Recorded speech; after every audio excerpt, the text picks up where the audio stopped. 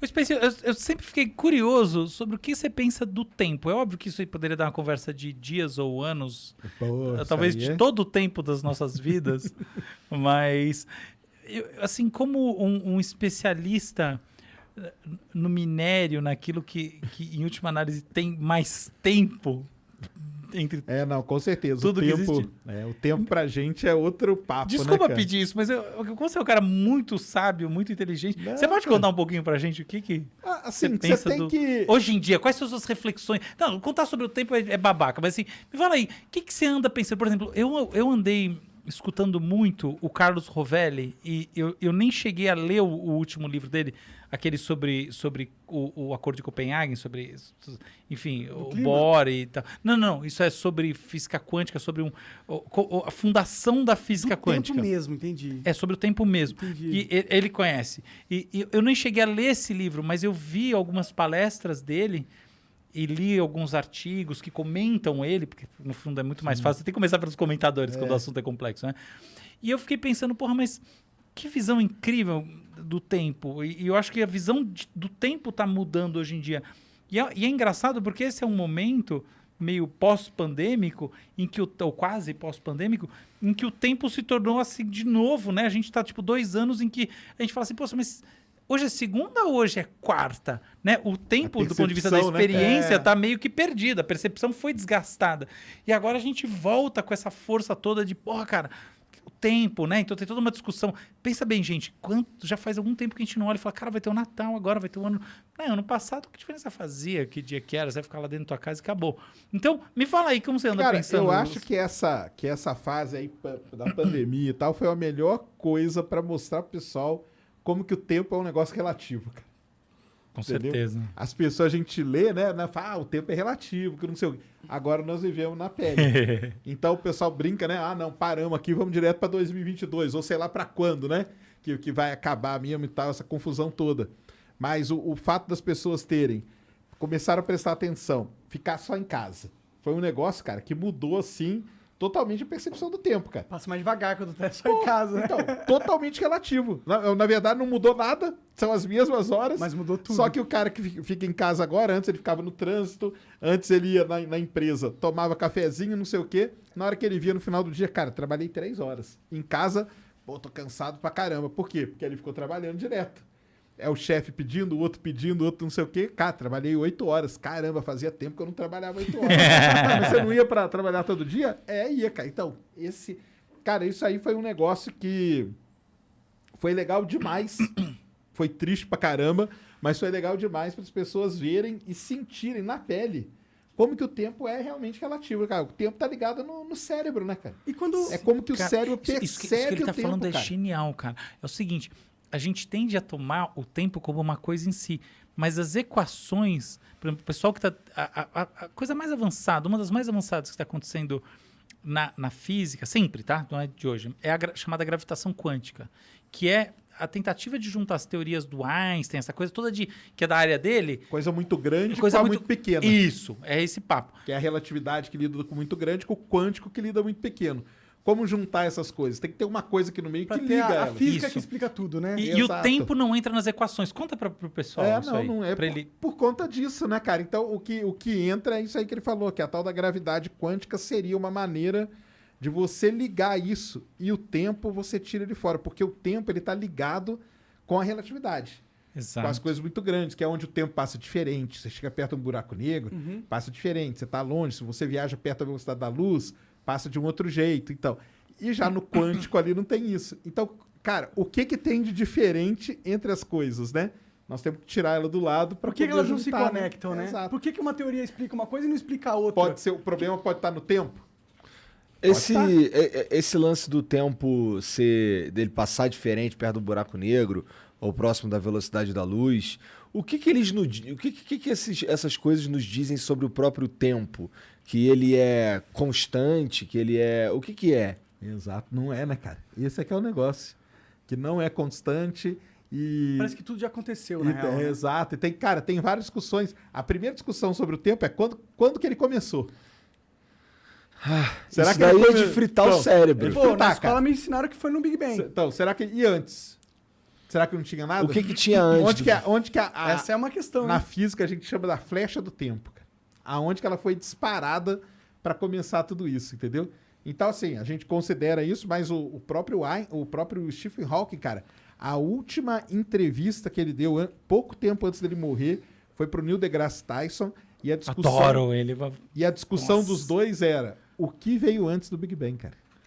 Eu tenho uma O que pira, sabia? aconteceu antes ali? Tinha tempo? Não tinha? Não tinha nada. Tipo, Mas aí não era que tá, nada. quando você entra pra parte quântica, quando você enfia o quântico ali, pode ser que tinha, cara. Tipo, milissegundos ali antes, aonde as coisas Tempo começaram do a administrador flutuar. colocar os códigos, Exatamente. né? O tempo de você montar a Matrix ali pra Ih, disparar. caralho. E aí? Então, é um negócio que é da muito... hora. Isso aí é um negócio... Isso aí frita. E o lance de passar mais rápido, perto... velocidade da luz, né, e tal... Isso mostra, cara, que o tempo, a gente chama, né, que é a dilatação. Ele dilata, entendeu? E ele se contrai porque ele tá ligado com a maneira como você tá se movimentando. Basicamente é isso, entendeu? Nossa, isso é muito maluco. Não, mas aí que tá. Pega o exemplo que eu falei da pandemia, cara. A gente sentiu na pele isso, cara. Porque você tá lá, imagina o cara, acorda 6 horas da manhã, toma banho e tal, pega o ônibus, não sei o quê. Cara, o dia dele é a mesma coisa. Agora, o cara que ficou esse mesmo cara teve que ficar em casa. Vamos supor que foi um cara que ficou em casa. Ele acordou, o que eu vou fazer? Cara, não preciso sair correndo para pegar o ônibus. Beleza, não vou ficar 3 horas, 2 horas no trânsito. Então, o que eu vou fazer agora? Vou tomar meu café, entendeu? Deu uma diferença, a pessoa sentiu isso na pele. O que estava acelerado, na verdade? A cabeça dela que está acelerada. Isso tem muito a ver com quebrar a rotina também, não é? Então, assim, Tem quebrou também. a rotina. Então, o contrário também é verdade. Se o cara ficou em casa a vida inteira e, de repente, ele precisa sair de casa para trabalhar todo dia, ele vai ter uma percepção diferente vai do ter tempo. uma percepção também. Vai ter uma percepção. Até tem uma coisa maluca que é o seguinte: a criança percebe o tempo, assim, um dia da criança dura muito mais tempo do ponto de vista fenomenológico da experiência do que um dia de adulto. Então ela percebe o tempo de maneira diferente, é como se ele passasse mais devagar para a criança. Porque tudo é novo. Não é só isso, tem a ver com o funcionamento do cérebro mesmo. O que o Sérgio falou é a grande verdade. Assim, a grande tendência hoje em dia é entender que não existe o tempo. O tempo é um feixe de sentidos, tá? Então, por exemplo, a gravidade atrai o tempo, tá? Então, seus pés são mais velhos que a sua cabeça. Porque, em última análise, seus pés estão mais próximos da Terra, que é uma grande massa que vai puxá-la, tá? Então, o seu pé está andando, tá aqui dentro desse invólucro do ponto de vista de atrações maior do que esse invólucro de atrações que está na sua cabeça. A diferença é mínima. Mas é isso. 2 relógios em 2 posições diferentes, um mais alto que o outro, vão medir o tempo de maneira diferente, se esses relógios forem muito precisos. Isso aí etc. a gente mostra com os satélites que estão em volta da Terra. Exato. Você tem que GPS, Você por tem que exemplo. acertar o GPS, exatamente. Ele tem um relógio atômico ali. Caralho, não e sabia ele tem- disso. aliás, isso aí não é blá, blá, blá. É uma das provas que a relatividade existe. É essa. Exato. É essa. Você tem que ajustar o relógio e acertar. São relógios atômicos, ultra mega precisos, lá na casa do microsegundo, que dá uma pequena diferença. Dá, cara. Mas isso aí, na hora que você vai jogar a bomba na janela do Não faz vizinho... Mais do que isso, vai na fazer hora do diferença. GPS faz diferença. No dia a dia das pessoas. GPS dá Vai da fazer bucha. diferença. Da bucha, sim, faz diferença total. Mas olha que interessante. Então, o que o Sérgio está falando, ele tem 2 verdades. Tem essa verdade física e tem a outra verdade que é psicológica. O tempo psicológico, ele é relativo e ele muda ao longo da vida. Então, a gente, criança, vê esse tempo passar mais devagar. Pensa um verão na sua infância. Nossa Senhora! E pensa quanto tempo demorou para passar a 8ª série. Meu Deus! Não, a minha infância foi muito Cara, maior durou- do que os últimos 10 anos. Nossa senhora. Não tenha dúvida disso. Foi maior do que a sua vida inteira, do que todo o resto. É sempre assim. Então tem isso. Mas tem uma outra coisa que é muito interessante de pensar, que ela não está mais só no nível da psicologia, ela está meio nesse encontro da física com a psicologia, com a neurociência. Porque é o seguinte, olha só. Eu olho você. Obviamente, olhar você significa que a luz em você, muito na linha do que o Sérgio estuda, está vindo até mim. Então, existe um passado seu, ok? Porque, na verdade, a luz navegou até aqui. A diferença temporal é ínfima, não importa nada. Se você estivesse numa estrela, faria diferença de anos. Ok. Então, até aqui tem uma diferencinha desprezível. Então, tudo que a gente está vendo do ponto de vista meramente teórico está no passado.